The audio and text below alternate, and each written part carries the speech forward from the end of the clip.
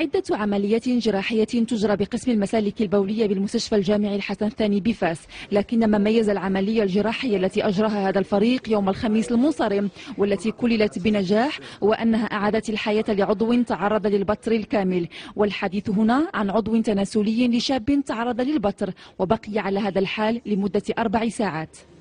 بتر كلي يعني 100%، والحمد لله هذه العملية تكلت بالنجاح.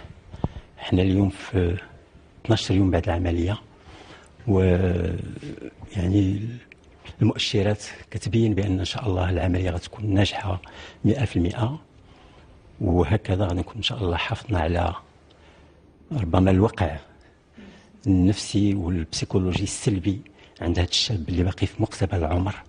العملية التي استغرقت 3 ساعات تطلبت تدخلا عاجلا ومعقدا بحضور طاقم طبي متكامل. جراحة ماشي سهلة، جراحة صعبة لأن فيها نوع من لا ديكستيريتي، يعني خص العروق يتلقى، وخص الجهة الحالب اللي تهبط منه البول يتلقى، وتم إرجاع عضو كله إلى المكان الطبيعي ديالو.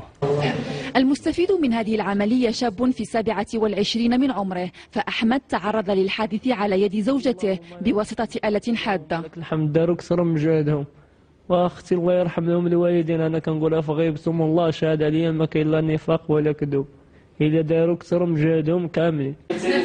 أكيد أن التدخل الجراحي الدقيق والسريع كان وراء نجاح العملية، لكن الدور الفعال بطبيعة الحال يعود لطاقات ذات كفاءة جيدة تساهم في نهضة قطاع الصحة بالمغرب.